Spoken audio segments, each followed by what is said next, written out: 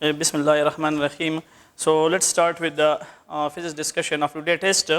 So starting from question number 1, the ratio of momenta of an electron and alpha particle which are accelerated from rest by a potential difference of 100 volt. So the option are 1, option B is 2 me divided by m alpha, and me divided by m alpha under the root and me divided by 2 m of alpha under the root.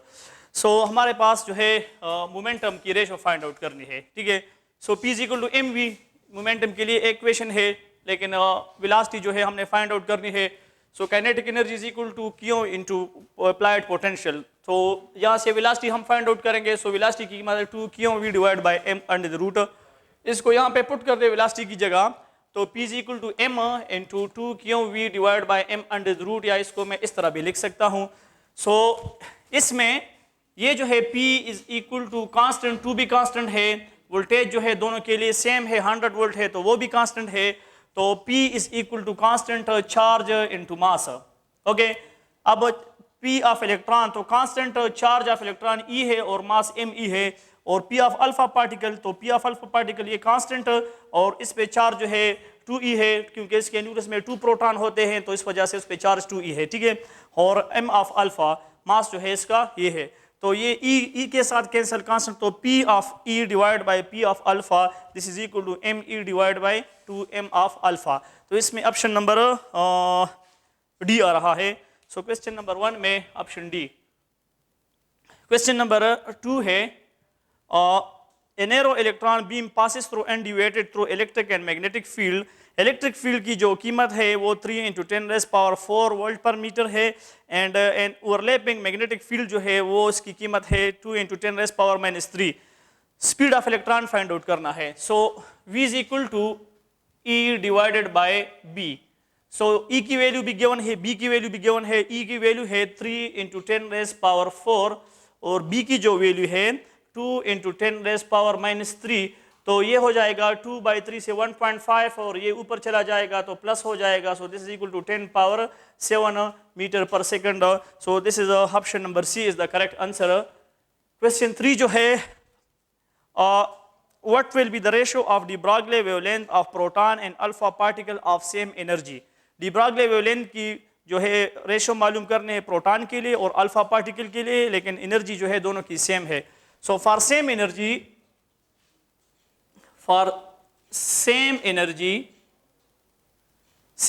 के लिए lambda जो de Broglie wavelength है, this is a proportional inversely proportion to mass के inversely proportion है under the root.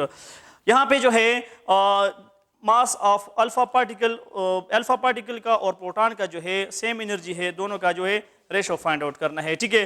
तो de Broglie wavelength for electron, तो electron के लिए ये electron is equal to some constant divided by mass of electron, or alpha particle, so alpha particle this is a some constant and this is a mass of alpha particle. Okay, proton है, mass of proton है ऊपर वाला, this is proton not electron, proton और ये भी proton है. Okay, so ये जो है नीचे वाला जो है this is about 4 times, तो इसकी जगह हम लिख देते हैं ये 4 टाइम जो है से ज़्यादा है, तो ये हमारे पास आ जाएगा, ये कांस्टेंट और कांस्टेंट कैंसिल, ये इन्वर्ट हो जाएगा, तो हमारे पास आ जाएगा m alpha divided by m of p, और ये अंडर द रूट, और ये ऑलमोस्ट 4 टाइम्स है, तो 4 और ये रेशियो 1, तो इससे आ जाएगा 2:1 आ जाएगा, 2:1. सो इसमें ऑप्शन नंबर ए ठीक है. क्वेश्चन नंबर 3 में ऑप्शन ए. क्वेश्चन नंबर 4 है, the change in entropy in cyclic process is increase, decrease, remain constant और D. ऑप्शन डी जो है 0 है, तो इसमें ऑप्शन डी आ रहा है साइक्लिक प्रोसेस के लिए चेंज इन एंट्रोपी जो है वो 0 है, या entropy remains the constant for cyclic process. फिर जो है क्वेश्चन नंबर 5 है, क्वेश्चन 5 है the thermodynamic process in which there is a maximum increase in internal energy of the system is isothermal, adiabatic, isochoric or isobaric process. So thermodynamic process जिसमें internal energy maximum है, so delta Q is equal to delta U plus delta W. Okay, isochoric process में delta W जो है 0 for isochoric process okay तो delta W zero, तो जितनी energy आप provide करोगे तो मैक्सिमम चेंज जो है इंटरनल एनर्जी में कौन से प्रोसेस में आता है, आइसोकोरिक प्रोसेस में। So option number C is the correct answer. Question number 6 है, X-rays can be diffracted by crystal diffracting grating, both A and B non. So X-rays can be diffracted by crystals. So option A is the correct answer. X-rays को हम crystals के through जो है से diffract कर सकते हैं, otherwise की diffraction grating से possible नहीं है, ठीक है। A sounding source and a listener approach each other with velocity v by 2 and v respectively. The frequency heard by the listener will be 2f, 3f, 4f, and option D is f by 2. Doppler effect है हमारे पास, और listener और source जो है वो दोनों एक दूसरे को अप्रोच कर रहे हैं, ठीक है। सो कहते हैं कि लिसनर जो है और सोर्स एक दूसरे के करीब आ रहे हैं, तो हमारे पास जो इक्वेशन है f dash is equal to v plus b divided by v minus a into f. Here b जो है हमारे पास वी है और ए जो है ये गिवन है v by 2। These are the given data. So v plus v divided by v minus v divided by 2 into f, और ये हो जाएगा 2v divided by 2v minus v divided by v, divided by 2, divided by 2, तो इससे आ जाएगा 2v divided by 2v minus v से v, और ये 2 ऊपर चला जाएगा यहाँ पे, तो ये multiplied by 2, और यहाँ पे f भी है, तो ये हो जाएगा v और v कैंसिल, तो इससे आ जाएगा 4f। तो 4f जो है option number C is the correct option. This is question number 7, this is option number C. The next question is question number 8। Two tuning fork A and B give 4 beats per second. The frequency of B is 250. Two tuning forks है हमारे पास, और वो देते हैं number of beats जो है वो number of beats जो है ये 4 बीट्स पर सेकंड है, ओके। और जो बी की फ्रीक्वेंसी है वो क्या है, वो 250 हर्ट्ज है। फ्रीक्वेंसी ऑफ बी जो है f of b, this is 250 hertz है। फिर कहता है कि after loading fork A slightly the number of beats reduces to 2। Load हम क्या करते हैं कि ए को जो है हम लोड करते हैं, तो फिर जो है हमारे पास बीट्स जब बनती है वो 2 बीट्स बनती है, 2 बीट्स पर सेकंड। जब हम थोड़ा सा इसको लोड करते हैं ए को, ठीक है, तो फिर कहता है the frequency of fork A before and after loading will be. So options are 254 and 252। ये जो है 254 एंड 252। तो चलो देखते हैं कि आया ये ऑप्शन ए ठीक है या अगर ये ठीक नहीं है तो आगे जाएंगे, ठीक है। तो अगर पहले जो है बिफोर लोडिंग, अगर ये जो है 250 है और अगर आप इसको 254 रख दे तो बिफोर लोडिंग दोनों का डिफरेंस कर दे तो आपके पास 4 आ जाएंगे, ठीक है, 4 बीट्स पर सेकंड, ठीक है। फिर क्या कि हमने इसको वेक्स के साथ लोड किया, तो लोड जब हमने किया वेक्स के साथ तो क्या हुआ कि फ्रीक्वेंसी जो है नंबर ऑफ बीट्स कम हुए, नंबर ऑफ बीट्स 4 से फिर 2 बन गए, ठीक है। तो जब आप वेक्स लगाते हो, लोड करते हो, तो ट्यूनिंग फोर्क की फ्रीक्वेंसी वो कम होती है। तो इसका मतलब है कि फिर जो है अगर हम इसको लोड कर दे 254 ले ले और इसको लोड कर दे तो ये पॉसिबिलिटी है ये 252 बन जाती है, ठीक है, कम हो गई। तो अब दोनों का जो है इस और इसका डिफरेंस मालूम कर दो, इससे 2 बीट्स आते हैं, 2 बीट्स पर सेकंड। तो ये जो है पहले लोडिंग से पहले ए की फ्रीक्वेंसी 254 है तो 4 बीट्स देते हैं गिवन डेटा के मुताबिक, तो ठीक है। और जब हम इसको लोड करते हैं तो लोड करने के बाद ट्यूनिंग फोर्क की फ्रीक्वेंसी कम होती है। तो अगर वो कहते हैं ऑप्शन में 252 है तो 252 अगर इसके साथ देख ले तो फिर 2 बीट्स बनती है, और गिवन डेटा के मुताबिक यहाँ पे 2 बीट्स उन्होंने दिए है कि हाँ 2, तो ये ऑप्शन ठीक है, ऑप्शन ए टी है। इसमें ऑप्शन नंबर ए आ रहा है, क्वेश्चन नंबर 8 में ऑप्शन ए। फिर जो है the velocity of sound waves in a medium of elasticity is v।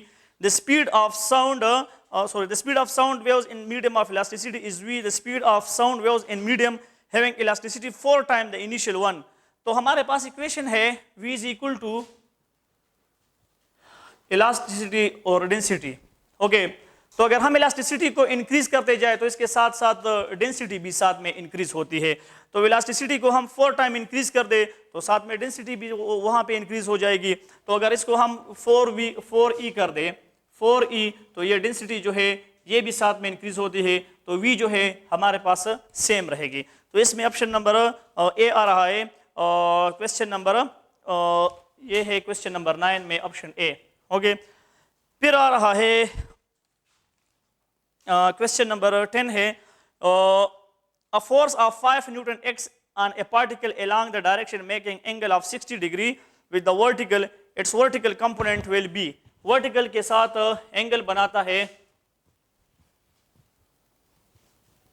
60 degree, तो वर्टिकल कंपोनेंट आपने फाइंड आउट करना है। ये फोर्स ये है और ये जो है एंगल बनाता है theta is equal to 60 degree. Force ये है और यहाँ पे जो है ये परपेंडिकुलर है और एफ एक्स है, तो this f x is equal to f sine theta हो गया, और ये एफ वाई जो है this is equal to f cos theta.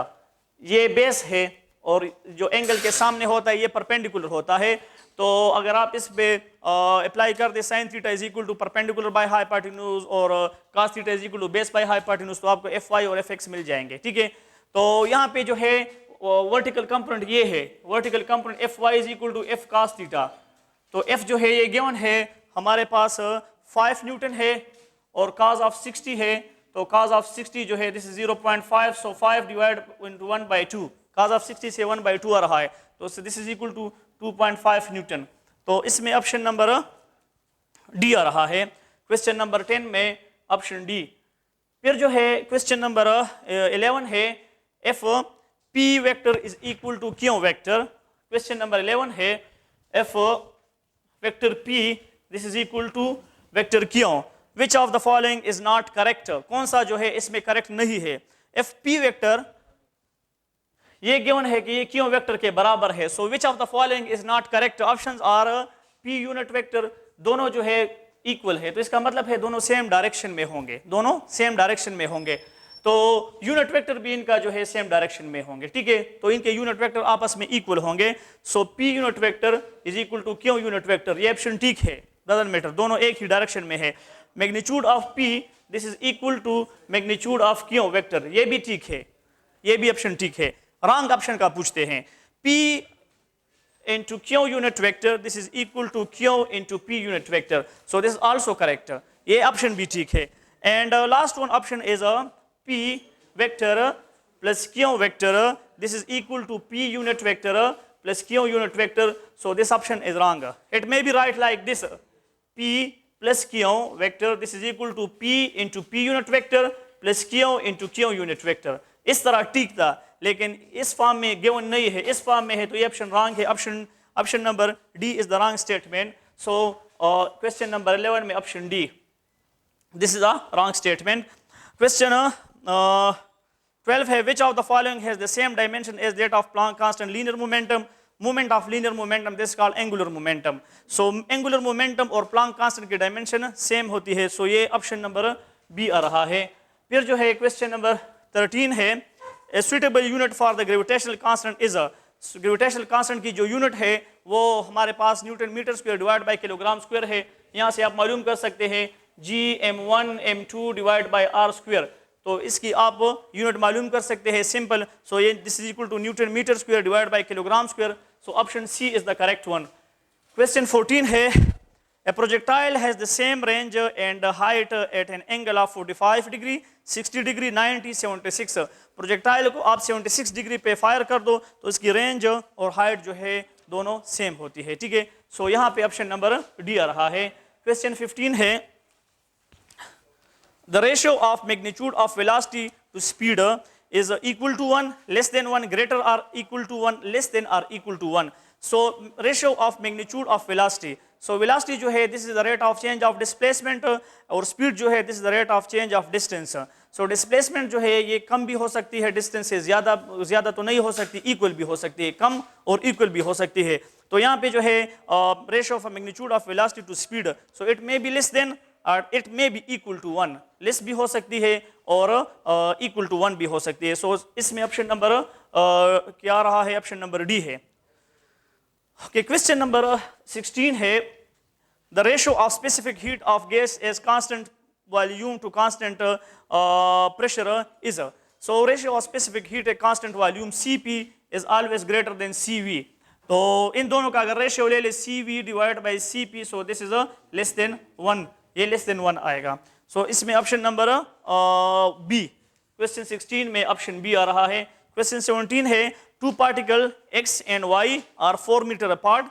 X has a charge of 5 q and y has a charge of q. The ratio of magnitude of electrostatic force on x to that of y. दोनों के दरमियान electrostatic force का ratio क्या होगा? एक पे charge क्यों है, दूसरे पे चार्ज 5 क्यों है. तो 1:5, 1:25, 1:1 और 5:1. तो इलेक्ट्रोस्टैटिक फोर्स जो है ये एक्शन रिएक्शन फोर्स है. एक चार्ज जितना फोर्स लगाता है उतना दूसरा चार्ज भी लगाता है. अगर एक क्यों और दूसरा 5 क्यों है तो दोनों जो है का रेशियो 1:1, ये दोनों जो है बराबर फोर्स लगाएंगे एक दूसरे पे. So this is option number C, 1:1. फिर जो है क्वेश्चन नंबर 18 है, कहता है टू पार्टिकल्स हैव चार्ज क्यों एंड माइनस क्यों, और दो चार्जेस है और इनमें एक क्यों है और दूसरा माइनस क्यों है, और इन दोनों के दरमियान किस पॉइंट पर हम एक तीसरा चार्ज रखें कि उस पर कोई फोर्स अमल ना करे. एक चार्ज क्यों है और दूसरा माइनस क्यों है, और इन कहते हैं कि इनके दरमियान किस पॉइंट पर हम तीसरा चार्ज रख दें कि उस पर कोई फोर्स अमल ना करे. तो ऑप्शंस जो गिवन है, एक चार्ज जो है कहता है कि mid point between the two charges on the point the line joining close to q, या ऐसा पॉइंट जो close to minus q, and there is no place. तो इन दोनों के दरमियान कोई भी ऐसी जगह नहीं है जहां पे हम एक चार्ज को रख दे और उस पर कोई फोर्स अमल ना करे. कोई भी जगह इन दोनों के दरमियान नहीं है कि कोई थर्ड चार्ज हम उस वहां पे रख दे और इस पे कोई फोर्स अमल ना करे. तो इसमें ऑप्शन नंबर डी आ रहा है, there is no place. There is no place. तो option number D is the correct answer, there is no place. अगर दोनों सेम साइन के हो तो फिर मिड पॉइंट, अगर दोनों चार्जेस सेम है, इक्वल मैग्नीट्यूड है, तो यहाँ मिड पॉइंट पर फिर E इज इक्वल टू 0 है. ये भी पॉजिटिव है, ये भी पॉजिटिव है. अगर दोनों नेगेटिव है, ये भी माइनस है, तो फिर जो है E is equal to 0 at mid point. तो मिड पॉइंट पर जो है आप फिर चार्ज रख दे तो उस पर कोई फोर्स नहीं लगेगा. लेकिन अगर अपोजिट साइन वाले चार्जेस है तो इनके दरमियान कोई भी ऐसी जगह नहीं है जहां पे तीसरे चार्ज पर फोर्स अमल नहीं करेगा. ठीक है.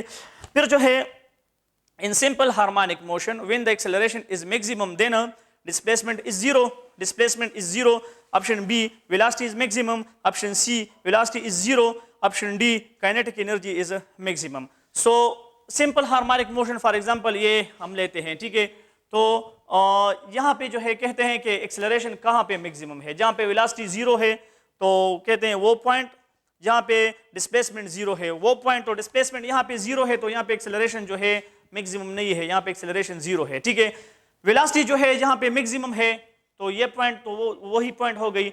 यहाँ पे जो है एक्सेलरेशन मैक्सिमम होती है जहाँ पे डिस्प्लेसमेंट मैक्सिमम है. ठीक है. तो डिस्प्लेसमेंट जिस पॉइंट पर मैक्सिमम है तो हमारे पास वहाँ पे एक्सेलरेशन जो है वो क्या होगी, एक्सेलरेशन जो है वहाँ पे मैक्सिमम होगी. ठीक है. सो ऑप्शन नंबर सी है, वेलोसिटी इज 0. इस पॉइंट पर V0 है, तो जब ये V0 है और A जो है दिस इज मैक्सिमम, A जो है मैक्सिमम है, तो ऑप्शन नंबर सी आ रहा है.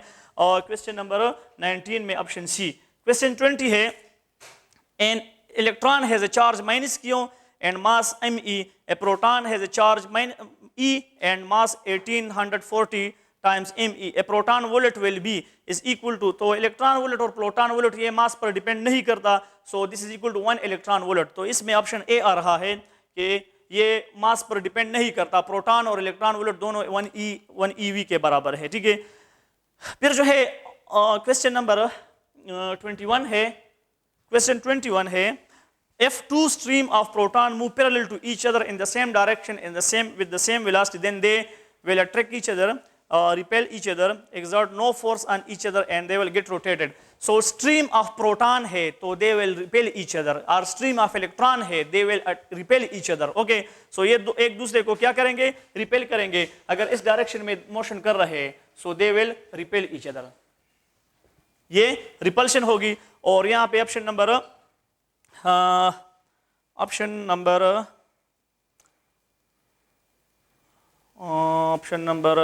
दे will repel each, option number B, option B आ रहा है इसमें. ठीक है. ओके. एक क्वेश्चन बीच में रह गया है तो उसको वापस आते हैं उसकी तरफ. Of the following the copper conductor that has least resistance is a. Copper conductor एक कंडक्टर है और उसकी रेजिस्टेंस कहां पे लीस्ट होगी? तो option A thick short and cool, thin short and cool, thick short and hot and thick long and cool. तो कहां पे जो कंडक्टर है तो जिसका एरिया थिक होगा, थिक है तो एरिया ज्यादा है तो रेजिस्टेंस कम होगी, शॉर्ट है लेंथ कम है तो रेजिस्टेंस कम होगी, और कूल है तो इसकी रेजिस्टेंस कम होगी क्योंकि टेम्परेचर के साथ रेजिस्टेंस बढ़ती है. ठीक है, तो इसमें ऑप्शन नंबर ए आ रहा है. ये option number, this is question number 21 जो है इसमें ऑप्शन ए, और 22 में ऑप्शन नंबर बी आ रहा है. ओके, फिर जो है 23 है, क्वेश्चन नंबर 23 है a uniform electric field and a uniform magnetic field are produced pointed in the same direction. Electric field है हमारे पास E, फॉर एग्जांपल इस डायरेक्शन में है, B जो है वो भी इसी डायरेक्शन में है, दोनों सेम डायरेक्शन में. इलेक्ट्रिक फील्ड और मैग्नेटिक फील्ड दोनों सेम डायरेक्शन में है. फिर कहता है an electron is projected with its velocity pointing in the same direction. Electron को हम प्रोजेक्ट करते हैं, ठीक है, इसी डायरेक्शन में, इसी डायरेक्शन में. ठीक है, तो चूंकि मैग्नेटिक फील्ड तो इस पर अमल नहीं करेगा क्योंकि F is equal to q v b sine theta है, q v b sine of theta, तो थीटा इज इक्वल टू 0, तो ये मैग्नेटिक फोर्स तो 0 है, इलेक्ट्रॉन पर मैग्नेटिक फोर्स 0 है. ठीक है, इलेक्ट्रिक फील्ड की वजह से इस पे फोर्स लगेगा लेकिन अपोजिट डायरेक्शन में. इलेक्ट्रिक फील्ड इस तरफ है तो इलेक्ट्रॉन नेगेटिव चार्ज है, इस पर इस तरफ फोर्स लगेगा. ठीक है, और वो फोर्स जो है क्या ऑप्शंस क्या है? Electron will turn to right, no. Electron will pass straight, और electron velocity will increase in magnitude, electron velocity will decrease. Electron की वेलोसिटी जो है वो डिक्रीज हो जाएगी क्योंकि इलेक्ट्रिक फील्ड जो है अपोजिट डायरेक्शन में इस पर फोर्स लगाएगा, तो इसकी वेलोसिटी जो है वो क्या हो जाएगी? डिक्रीज हो जाएगी. सो इसमें ऑप्शन नंबर डी आ रहा है, इलेक्ट्रॉन वेलोसिटी विल डिक्रीज. फिर जो है क्वेश्चन नंबर 24 है the voltage in a secondary coil of a transformer does not depend upon voltage in primary coil. तो इस पे डिपेंड करता है Vp divide by Vs is equal to Np divide by Ns. उस equation के मुताबिक तो ये डिपेंड करता है. Frequency of the source, ratio of number of turns in the two coil, Ns divide by Np, उस पर भी डिपेंड करता है, और बोथ A एंड B. तो इसमें ऑप्शन नंबर बी जो है फ्रीक्वेंसी ऑफ द सोर्स, तो इस पर डिपेंड नहीं करता. सो ऑप्शन नंबर बी आ रहा है, बाकी सारी चीज़ों पे डिपेंड करता है. ठीक है, क्वेश्चन नंबर 25 है. 25 है a very strong magnetic field is applied to an electron, stationary electron है, स्टेशनरी इलेक्ट्रॉन है और इस पे बहुत ज्यादा स्ट्रांग मैग्नेटिक फील्ड हमने अप्लाई किया है. तो इलेक्ट्रॉन क्या करेगा? इट विल रिमेन स्टेशनरी क्योंकि मैग्नेटिक फोर्स इस पे नहीं लगता जितना भी स्ट्रांग हो, लेकिन इलेक्ट्रॉन रेस्ट में है, so no magnetic force will be acting on it. So इसमें ऑप्शन नंबर सी आ रहा है, option C, electron will remain stationary. Question number 26 है an electron and a proton both initially moving with the same speed in the same direction and at 90 degree to the same uniform magnetic field. Electron है और एक proton है, दोनों जो है initially same direction में जा रहे हैं और मैग्नेटिक फील्ड जो है परपेंडिकुलर है दोनों के. ठीक है, तो क्या होगा? दोनों जो है परपेंडिकुलर मैग्नेटिक फील्ड के जा रहे हैं, इलेक्ट्रॉन और प्रोटॉन. फॉर एग्जाम्पल इलेक्ट्रॉन और प्रोटॉन जो है इस तरफ जा रहे हैं और मैग्नेटिक फील्ड जो है इस तरफ है 90 एंगल पर. तो कहता है कि क्या होगा? दोनों पर जो है the experience the magnetic force which are initially identical, दोनों पे सेम फोर्स लगेगा. सेकंड जो है same direction but different in magnitude by factor of 1840. फिर जो है equal in magnitude but opposite in direction, equal in magnitude but perpendicular. तो equal in magnitude but opposite in direction, ये जो है एक इस तरफ जाएगा तो दूसरा जो है इस तरफ, एक दूसरे के अपोजिट डायरेक्शन में जाएंगे. पॉजिटिव चार्ज पर मैग्नेटिक फील्ड एक डायरेक्शन में फोर्स लगाता है, नेगेटिव चार्ज इलेक्ट्रॉन है, तो फ्लेमिंग लेफ्ट हैंड रूल से आप मालूम करेंगे दोनों अपोजिट डायरेक्शन में जाएंगे. ठीक है, तो ये जो है ऑप्शन नंबर सी आ रहा है. 27 क्वेश्चन है the wavelength of sound waves having frequency 660 hertz is nearly equal to, for wavelength मालूम करने, so v is equal to f lambda, lambda is equal to v divided by f, तो ये 330 divided by 660, तो इसे 0.5 आ रहा है. so इसे this is none of these, option D is none of these, so option D आ रहा है. 28 जो है क्वेश्चन है the quantity 1 by 2 epsilon naught E square has the significance of energy density, only energy, energy per unit charge, energy per unit area. So E is equal to U is equal to ये जो है 1 by 2 epsilon naught E square. This is equal to energy density. Means energy per unit volume. So इसमें option number ए आ रहा है 28 में option A. 29 जो है the net charge on n type semiconductor is positive, negative, maybe positive or negative or neutral. So this is option number D. Net charge जो है N type semiconductor पर नहीं होता, ये न्यूट्रल होते हैं. ठीक है. फिर क्वेश्चन नंबर आता है 30. The resistance offered by capacitor to AC. तो एसी जो है कैपेसिटर एसी को अलाउ करता है, डीसी को ब्लॉक करता है. तो रेजिस्टेंस जो है जीरो है, मैक्सिमम बोथ में पॉसिबल नॉन, तो जीरो रेजिस्टेंस जो है इसको पेश करता है. सो इसमें ऑप्शन नंबर ए. फिर जो है क्वेश्चन नंबर 31 है. इन LRC series AC circuit, if the capacitance and inductance are made half and double respectively, then the resonant frequency will be. तो resonant frequency की जो इक्वेशन है F is equal to 1/2 pi LC. अगर inductance को हम double कर दे और capacitance को हाफ कर दे, तो चलो ये 1/2 pi और ये इसको 2L कर दे और इसको C/2 करे, तो ये और ये कैंसिल, तो वही आ जाएगा. It will remain constant, it will remain constant, ये सेम रहेगा. तो इसमें ऑप्शन नंबर सी आ रहा है 31 में ऑप्शन सी. 32 जो है which of the following has the highest frequency photon visible, gamma rays, X rays and ultraviolet. So gamma rays इसकी हाई एनर्जी फोटोन इसके पास है और इसकी जो है फ्रीक्वेंसी भी सबसे ज्यादा होती है, इज इक्वल टू HF. तो जब एनर्जी ज्यादा है तो इसका मतलब है कि E is proportional to frequency, ये फ्रीक्वेंसी भी ज्यादा है. तो हाई एनर्जी फोटोन जो है ये गामा रेज के पास होती है. So this is question number B. Question number B, option number B, question number 32. Question 33 है. When displacement law was in good agreement with the experimental curves of black body radiation in high frequency range and low frequency range and longer wavelength range or none. तो wind displacement law जो है ये कहाँ पे fit होती है? Experimental curve के साथ. ये अगर एक्सपेरिमेंटल कर्व है तो विंड डिस्प्लेसमेंट लॉ यहाँ पे शॉर्ट वेवलेंथ में लिम्डा और यहाँ पे इंटेंसिटी, तो ये इसके साथ मैच होती है. फिर जो है हाई फ्रीक्वेंसी या हाई लॉन्गर वेवलेंथ में मैच नहीं होती, शॉर्टर वेवलेंथ में मैच होती है. ठीक है. लेकिन यहाँ पे शॉर्टर वेवलेंथ नहीं है, हाई फ्रीक्वेंसी गिवन है. तो अगर वेवलेंथ शॉर्ट है तो फ्रीक्वेंसी जो है ये हाई होगी फिर. ठीक है. तो हाई फ्रीक्वेंसी रेंज और शॉर्टर वेवलेंथ में, लेकिन वेवलेंथ नहीं गिवन है शॉर्टर, तो इसका मतलब हाई फ्रीक्वेंसी रेंज में ये एक्सपेरिमेंटल कर्व के साथ मैच होती है. सो इसमें ऑप्शन नंबर 33 में ऑप्शन नंबर ए आ रहा है, हाई फ्रीक्वेंसी रेंज. फिर जो है 34 है. Proton consist of dash quarks, 2 up 1 down quark, 1 up 1 down, 3 up quarks, 1 up and 2 down quarks. So proton consists of 2 up quarks and 1 down quarks. ये जो है हमारे पास इसमें 2 up quarks होते हैं और 1 down quark होता है. प्रोटॉन जो है it consists of 2 up quarks and 1 down quark. So 2/3e plus 2/3e minus 1/3. और अगर आप इसको ऐड करो तो इससे जो है e आ रहा है 1e and this is the charge on proton. तो 2 up quarks and 1 down quark, इसमें ऑप्शन नंबर ए आ रहा है.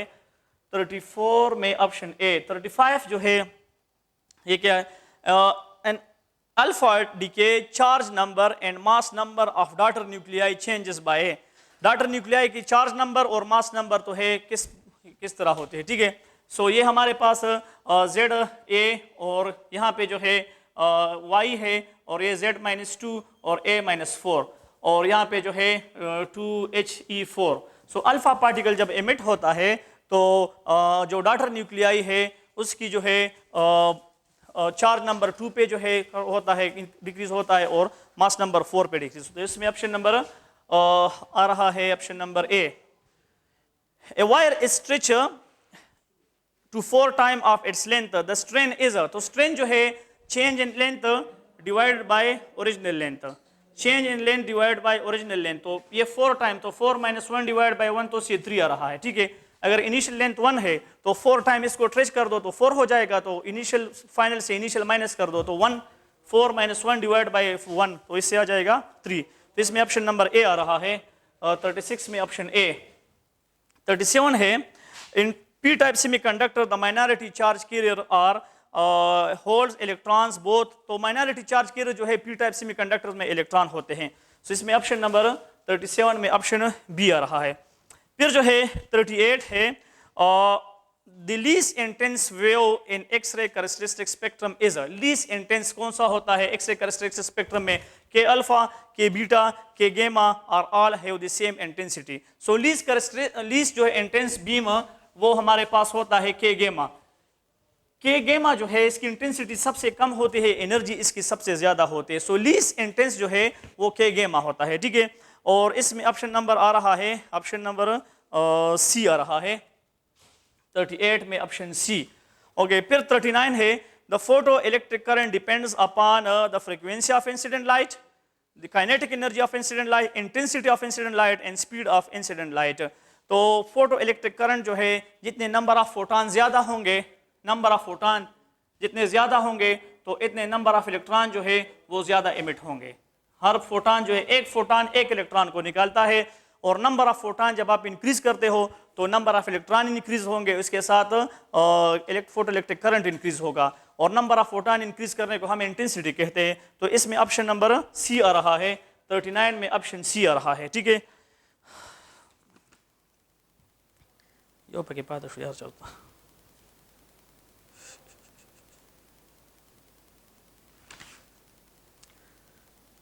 यो पे मेंस के पाद